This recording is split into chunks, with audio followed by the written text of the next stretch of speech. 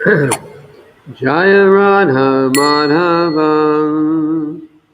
Kunja Bihari Jaya Radha Madhava Kunja Bihari Jaya Radha Madhava Kunja Bihari Jaya Radha Madhava Kunja Bihari Gopi Chanda Baba Girivaradhari Gopi Jana Baba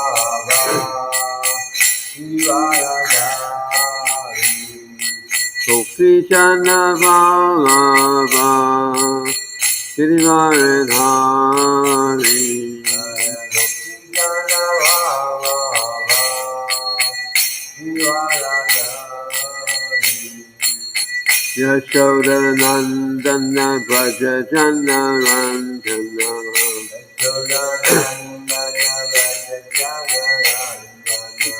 Yashoda Nandana Braja Jana Randana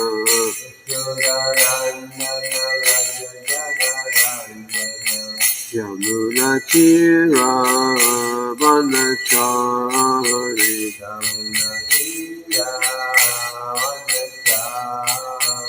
Yamuna Tira Vanachari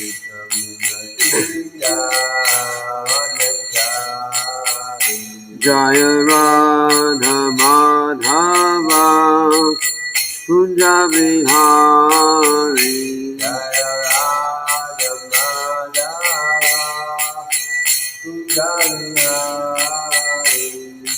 Gopi Jana Baba Girivaradhari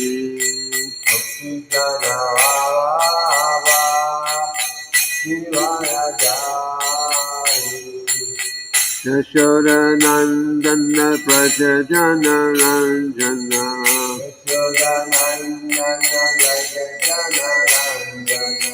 Yamuna Tira Vanachari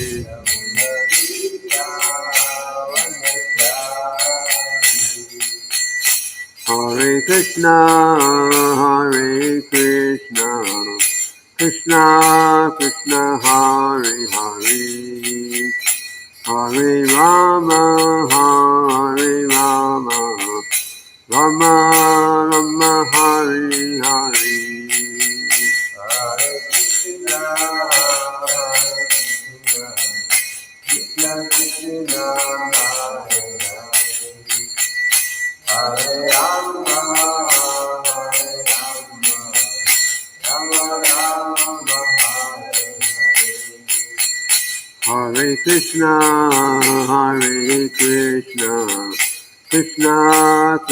Hare Hare Hare Rama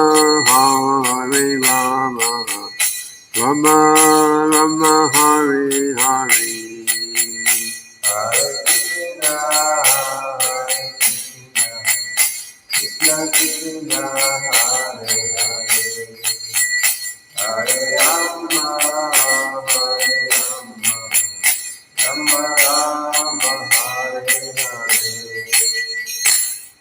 Srila Prabhupada ki jai.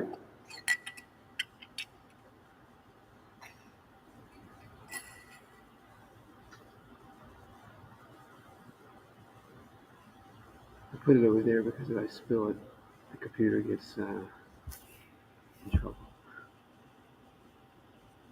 Om Namo Bhagavate Vasudevaya. Om Namo Bhagavate Vasudevaya. Om Namo Bhagavate Vasudevaya.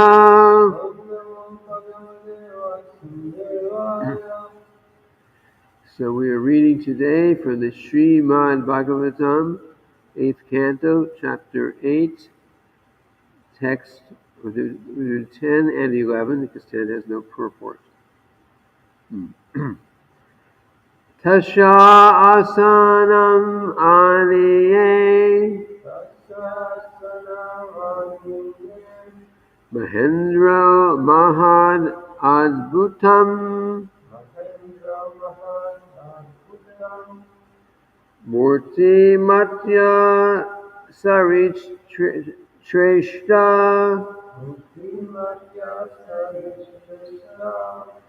Hema kumbhar jalam shuchi Tasya asanam aniye Mahendra mahad adbhutam Murti matya sarich shreshta Hema kumbhar jalam shuchi Tasya asanam aninye Mahendra mahad adbhutam Murti matya sarich shreshta Hema kumbhar jalam shuchi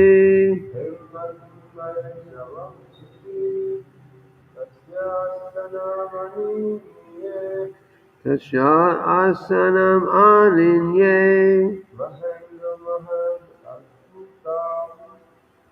Mahendra mahad adbhutam Murti matya sarich shreshta Hema kumbhar jalam shuchi Tasya asanam aninye Mahendra mahad adbhutam Murti matya sarich shreshta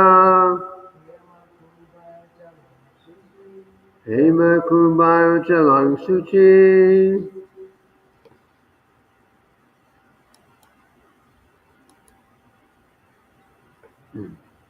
Word for word. Tashaha, for her. Asanam, a sitting place. Aninye, brought. Maha Indraha, the king of heaven. Indra, the king of heaven, Indra. Mahat, glorious. Adbhutam, wonderful. Murti matya, accepting forms. Murti means form. Sarit Shreshtaha, the best of various sacred waters. Hema, golden. Kumbhai, with water pots. Jalam, water. Suchi, pure.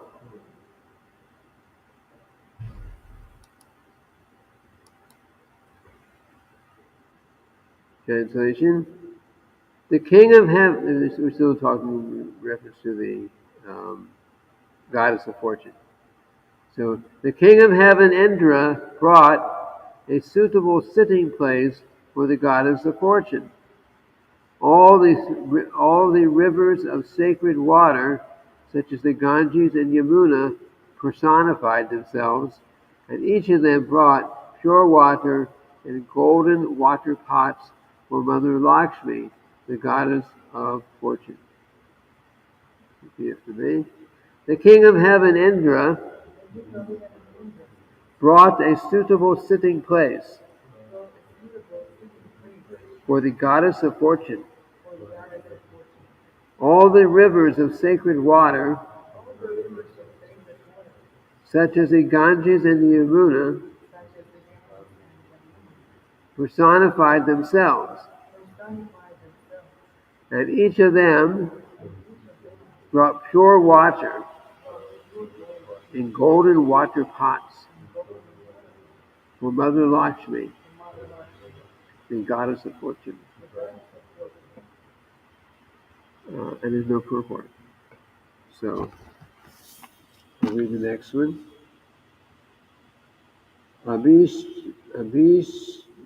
Abhishechanika Bhumir Aharat Sakalo Shadi Gava Pancha Patitrani Vasanto Manu Manavo. Translation: the land became a person and collected all the drugs and herbs needed for installing the deity. The cows delivered 5 products, namely milk, yogurt, ghee, urine, and cow dung. And spring personified collected everything produced in spring during the months of Chaitra and Vaishakha, April and May. This is spring. Purport. Panchagavya, the 5 products received from the cow, namely milk, yogurt, ghee, cow dung, and cow urine, are required in all ritualistic ceremonies performed according to the Vedic directions. Cow urine and cow dung are uncontaminated. And since even the urine and dung of the cow are important, we can imagine how important this animal is for human civilization. Therefore, the Supreme Personality of Godhead Krishna directly advocates Go Raksha, the protection of cows. Civilized men who follow the system of Varnashram, especially those of the Vaishya class, who engage in agriculture and trade, must give protection to the cows. Unfortunately, because people in Kali Yuga are manda, all bad, and sumanda mataya, misled by false conceptions of life, they are killing the cows in the thousands. Therefore, they are unfortunate in spiritual consciousness, and nature disturbs them in so many ways, especially through incurable diseases like cancer and through frequent wars among nations. As long as human society continues to allow cows to be regularly killed in slaughterhouses, there cannot be any question of peace and prosperity. Oh my God, it's a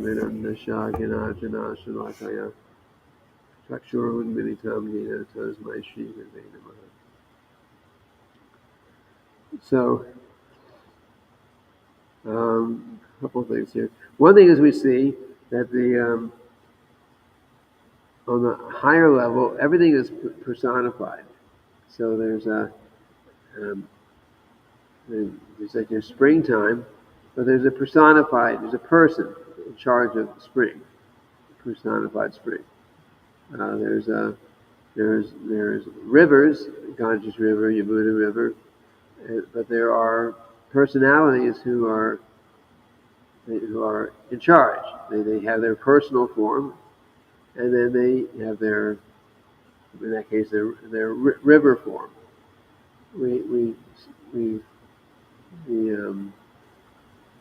In Krishna's Vrindavan pastimes, Lord Balaram one time instructed the personified Yamuna, I think, to come to him, and she refused. She forgot who Krishna. I mentioned this before because he was acting like intoxicated. She's thinking, I'm not going to come to that intoxicated person. She forgot who he was, who Lord Balaram was. Anyway, the point is, referencing this, um, the river is not just a river that's formed by some, movements of material nature. There's actually a person behind. Same thing with the earth. There's a personified earth who um, can appear in any form, but we read about her appearing in the form, actually, of a cow, in the form of a cow. Um, when before Lord Krishna appeared in his 5,000 years ago, the Bhumi is the earth. She appeared. She approached Lord Brahma in the form of a cow, and she and crying, and she was in great anxiety because all over the earth, over her earth form, there were so many kings who were acting improperly. They were cheating. They were lying. They were not devotees of the Lord. There was a great deal of problem. And so she was in great anxiety that all this is going on her earthly body. So so she went to Lord Brahma and complained about this problem. And Lord Brahma, understanding the situation, so he and all the demigods, just as Lord Brahma and all the demigods went to see Lord Vishnu regarding what we're reading now. So they had previously, or like it was probably after that. That was earlier. This is what we're reading now is earlier. So later on, some thousands of years ago, they approached Lord Brahma, and the demigods approached Lord Vishnu the same way, went to the Shweta planet, and Lord Brahma communicated with Lord Vishnu in meditation from within the heart. He had that ability. So he meditated, offering prayers to the Lord, and explaining the situation. And the Lord agreed to come. That's when he said, I'll come now soon as Krishna. The demigods ought to all come and take birth in different positions in my family before I come. And he gave certain instructions like that. So anyway, the point reference to this verse is that everything is ultimately personal. So the personified earth, taking that form as a cow at that moment, was asking for help, and then the Lord Brahma and ultimately Lord Vishnu responded to that. So here we have the same thing. We have um, the holy rivers. If you go to India, you can see these rivers. If you go to Mayapur, you'll see the Ganges. And if you go to Vrindavan, you'll see Yamuna. And at some point they're connected, so they're practically speaking the same river. But they're known by different names in different places. So those rivers each have their a personal form also.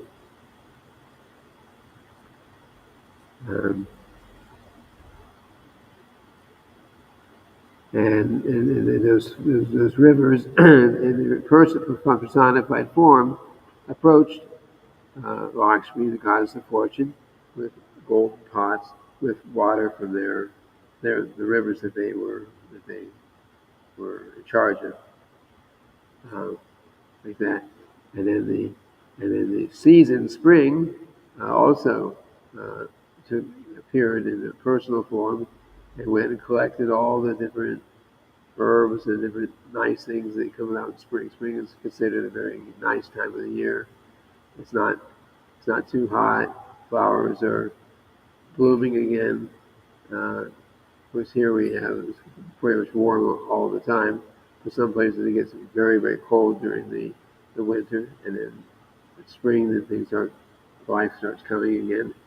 So she collected all the nice things that become available in spring, uh, and the earth, the land, it says, collected all the drugs and also herbs needed for installing the deity. Um, I don't know if maybe the goddess of fortune is appearing in a deity form here. It's not saying specifically, but the, the land provided drugs, herbs, and so on for installing the deity, and the cows provided these ingredients too. Um, so in an elaborate deity worship installation, we haven't had an actual deity installation for a while, a long time, because these deities are installed. So if you have an elaborate deity worship installation, or if someone can put it together, maybe on a Janmashtami, maybe we do something very elaborate, and the system count calls for many ingredients, many ingredients. There's a book full of explanation how to do this if someone has the time to do it. And some of the ingredients that are required are milk, like we would do abhishek. We bathe the deity in milk, yogurt, and ghee, and then the cow dung and cow urine. So you think, ooh, you know, cow dung. That's anyway. Now, except for the cow, these things are considered very nasty. But for the cow, coming from the cow is pure, and cow dung is not. It doesn't smell so bad as other places. It's actually pure, uh, and same thing with the urine, and it's so much so that you can actually bathe the deities with it, and in fact it's required according to this. We don't do it here because. We have abhishek if we bathe the deities with these ingredients. People may not appreciate the prasad, the charanamrita afterwards, but we don't really have cows on hand to get these kind of ingredients. But still, nonetheless, they are considered pure. Um, in fact, one time I had some infection, bad infection on my leg, and had it for a long time. And finally, somebody advised me to do, you put fresh cow dung on it, and it actually finally got cured after a long time. So you wouldn't do this with the stool of any animal, but for the cow, it was actually good. It was purifying. In fact, if you're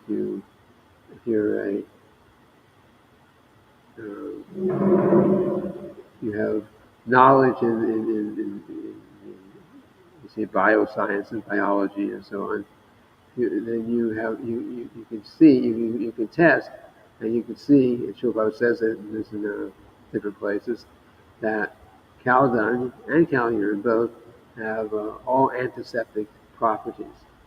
It's actually good. You can actually take take cow dung, mix it with some water, say because it's a solid. You mix it with some water and clean the deity's altar or clean the deity's the floor, the altar, like that. It's actually pure. So Srila Prabhupada mentions these things here, and then he points out that the he very much encourages the protection of cows. We definitely do not see protection of cows much now in Kali Yuga. Such as Gornitai, Shishirada, Vajradhari, Jagannath, Plavara, Lady Subhadra, Lady Shigade, Pavad Maharaj, Ki. We don't see much, we don't see, except for the devotee farms, we don't see much in the way of protection of cows. It's just not even known. It's considered, at least in modern society, is considered to be not economically a good way to do it. You milk the cows until they don't give milk, and then you kill them, and you cut your losses, as they say. But because of that animal slaughter, which is in Vedic culture is it's on the same level as murdering a person. It's the same level. So because of that animal slaughter that goes on, then there's so much problem in the world. You know, I mean, modern medicine is pretty good, but they'll never be able to catch up with all the disease. You cure one disease and something else comes out, something else becomes worse. And the reason for these diseases is primarily because completely it's because of sinful activities. And one of the biggest sinful activities is the slaughtering of animals, especially the cows. You shouldn't kill any animals for the purpose of sense gratification, but the slaughtering of cows is the worst. And of course, on the other side, if one actually takes care and protects cows, then it's a very high pious activity, which Krishna also very much appreciates. If we protect them. So, and therefore, Srila Prabhupada encouraged within ISKCON early on in the movement, Srila Prabhupada encouraged that devotees try to establish Krishna conscious farms, and one of the big purposes of a Krishna conscious farm is that you have cows. You protect cows. You have cows. You take care of them. When the cows get too old or sick, or you cannot milk them. They can't like that. You don't kill them. You just give them, take care of them. You give them, as they say, put them out to pasture. You take care of them. You feed them, until they die. You take care of them.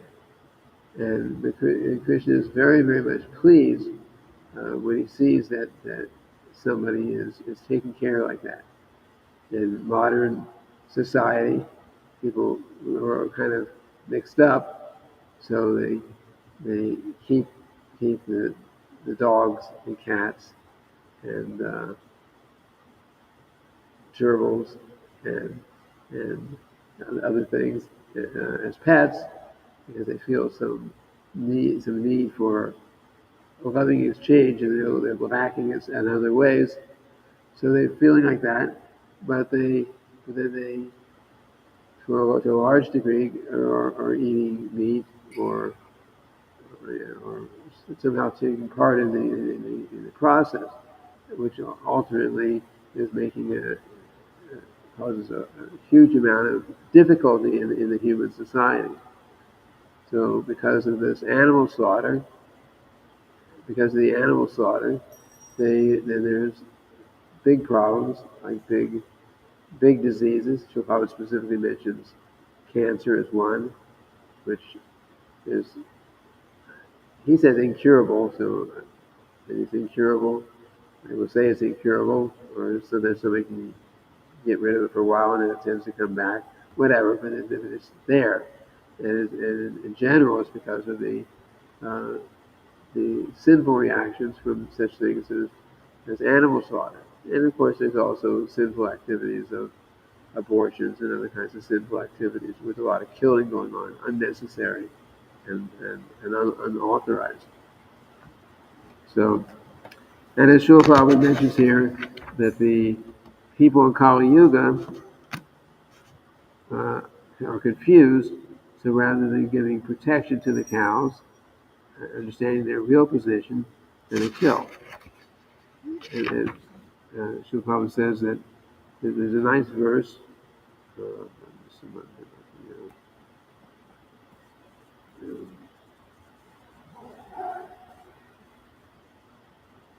See if I can find the verse.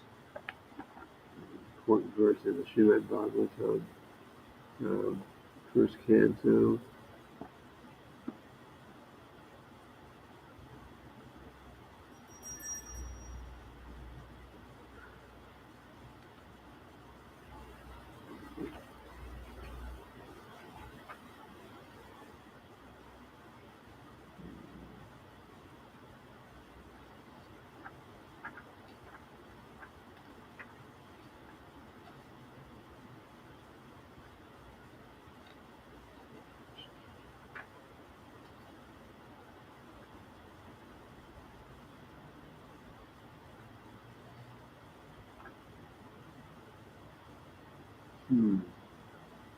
Okay, it's probably here, but I can't find it right now.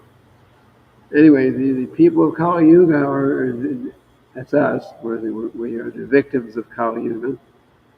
So, you said that the people of Kali Yuga are unfortunate, misled, so many different problems. Even if someone has some interest in spiritual life, there are those who will give proper knowledge, and there are a lot who will cheat. Oh, you pay me this much, I'll give you this mantra, then everything will be okay, like that. But there's very few who will give actual knowledge, and so even if someone is sincere, or at least they have some sincerity, they actually want something better. The tendency is to get cheated by people. Um, so this is a very unfortunate position in Kali Yuga. On the other hand, Kali Yuga has one good quality. What is that one good quality?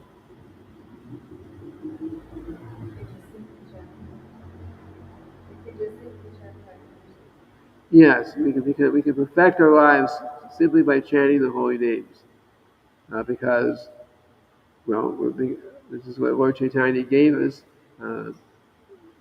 All the previous methods of self-realization, which they could work, but we're not qualified. It's not like they can't work anymore. But you need 60,000 years to perfect the yoga system, and you only live to be 60 years old, you're going to have a little problem. You're not going to be able to control your mind. You're not going to be able to find a quiet place with no disturbances. And, so many things. The methods of self-realization in the previous ages is just not possible.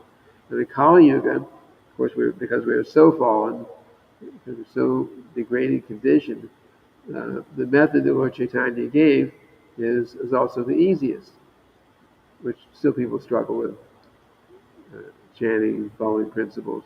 But it's the easiest method. And within our short lifetime, even part of our short lifetime, because we take up Krishna consciousness whenever we take it up, but we take it seriously, this chanting of the holy names, then we can become fully Krishna conscious within this lifetime, if we take it seriously. So this is the situation here.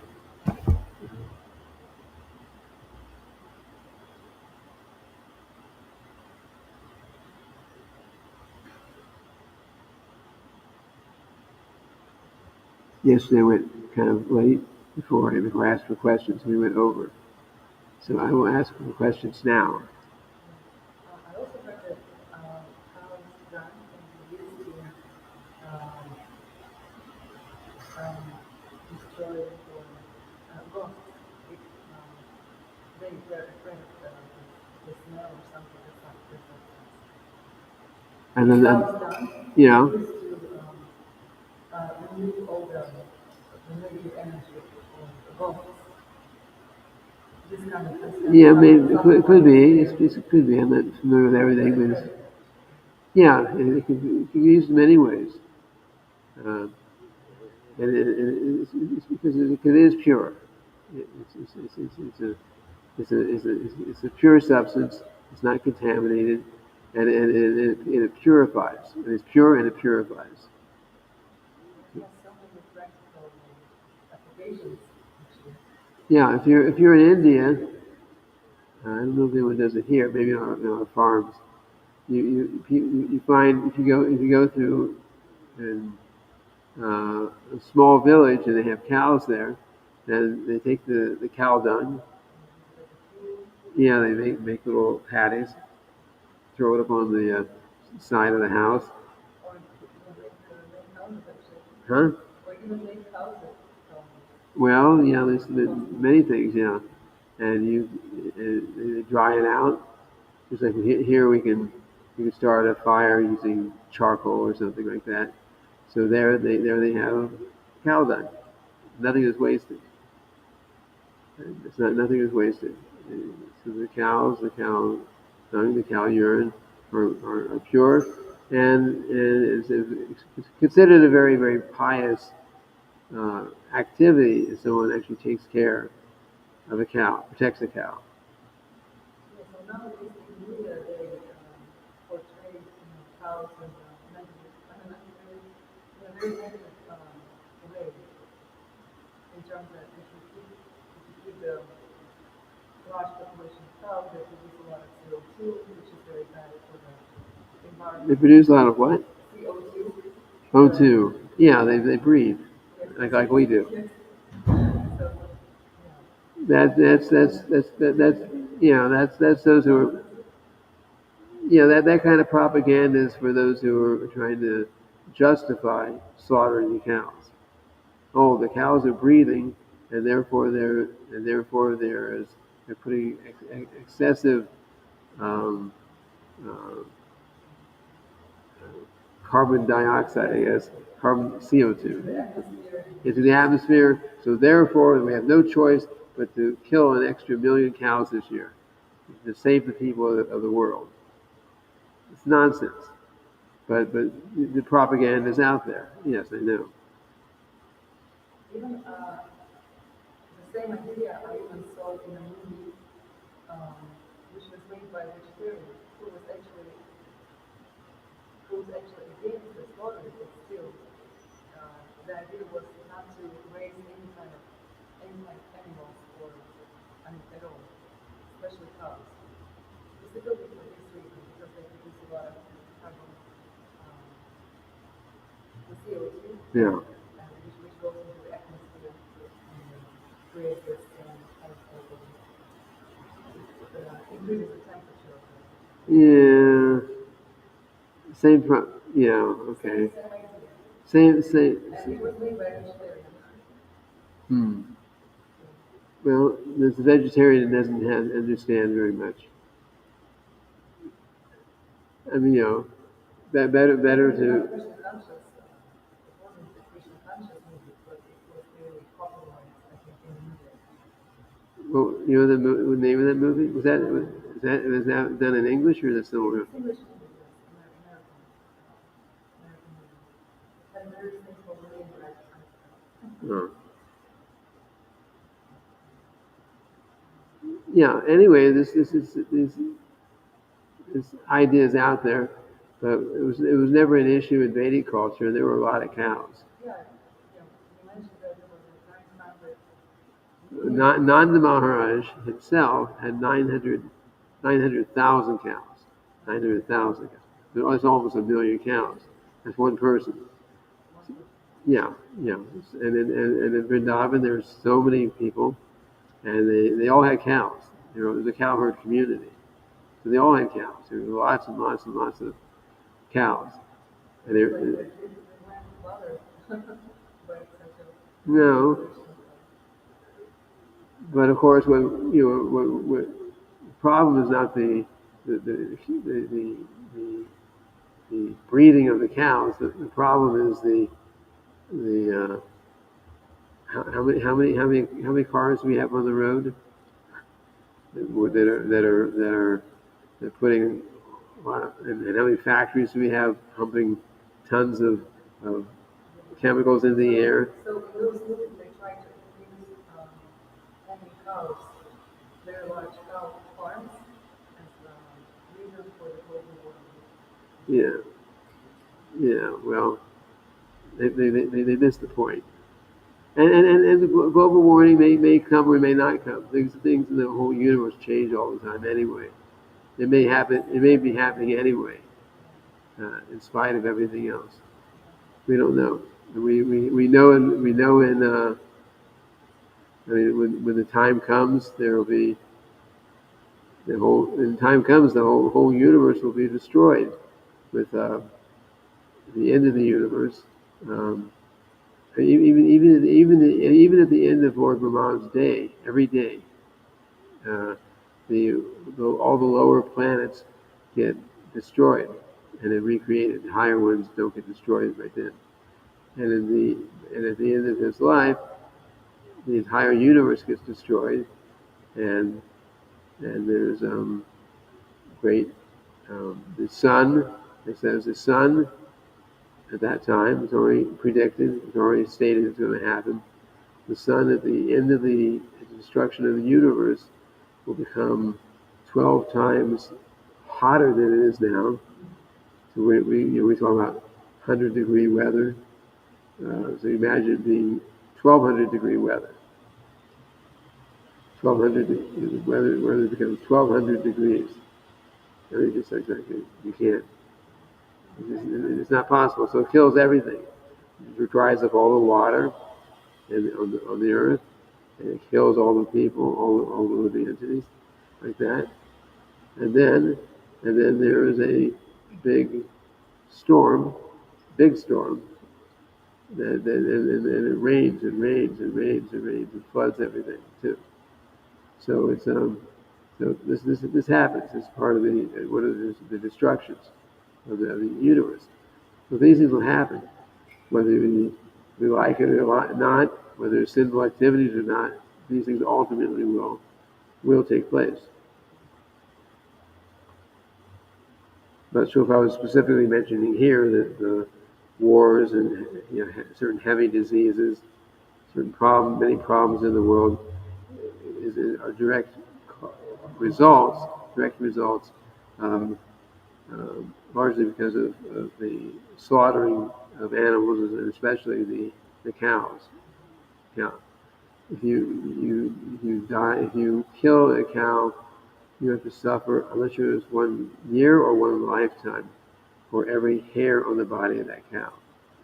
So many cows that are being slaughtered, how many lifetimes each person who's eating that or had some part in it is going to have to take birth as a cow and be suffered. So that means the slaughter is going to increase more and more and more and more as time goes on. That's a sinful reaction. Uh, and the only way it won't be stopped. So Kali Yuga is going on. Kali Yuga will get more and more and more degraded, and we who have taken up the path of Krishna consciousness are trying to protect ourselves. So one might ask that at the end, if all these things are going to happen anyway, why do we even try to protect ourselves? And he said, well, if it's raining, why do you take an umbrella? You do what you can do. So we, practicing Krishna consciousness, protect ourselves from Kali Yuga by chanting Hare Krishna and by following the principles. Because regular principles cannot be as people we engage, or someone engages in sinful activities, not following the regulative principles, then Kali, personified Kali Yuga, so this age of we're in also has a personal form. So that personified Kali Yuga, personified this age personified, he is allowed to live anywhere where there's sinful activities, and he'll increase those sinful activities. So if as practicing Krishna consciousness, if we are strictly following the regular principles, that means there's no sinful activities. So Kali Yuga, the degradation of Kali, it may be happening all around us, but it doesn't have to degrade us who are practicing Krishna consciousness. So that's why we follow the principles, so we don't become degraded. We're already, struggling anyway. So we stop any sinful activities, that we don't become degraded by those activities. The Kali can't make us, because of more and more difficult situation. He cannot do that because he's only allowed to go where these sinful activities are going on. That was where he was given to live. So, and then of course we also chanting Hare Krishna, which is purifying us. So we don't get degraded by Kali Yuga, and we're getting purified because we're chanting Hare Krishna. And of course we're doing other things too. We're serving the deities, helping with the offerings, doing so many kinds of devotional service like that. Singing for Krishna? Sure, we're singing songs glorifying Krishna, glorifying the spiritual master. Of course. Shravanam, Kirtanam, it's chanting. Hearing, chanting, remembering. Even if you're remembering Krishna, just like we're speaking about Krishna consciousness in the class. So if you go away and so you have, hopefully, are remembering something about the class after the class is over. So that remembering is also devotional service, like that. Let me just make sure no one here left it. No messages online again. It shows 4 online, but nobody's commenting. So we'll end here then for today. Tomorrow is Thursday. So we'll go to the next verse tomorrow.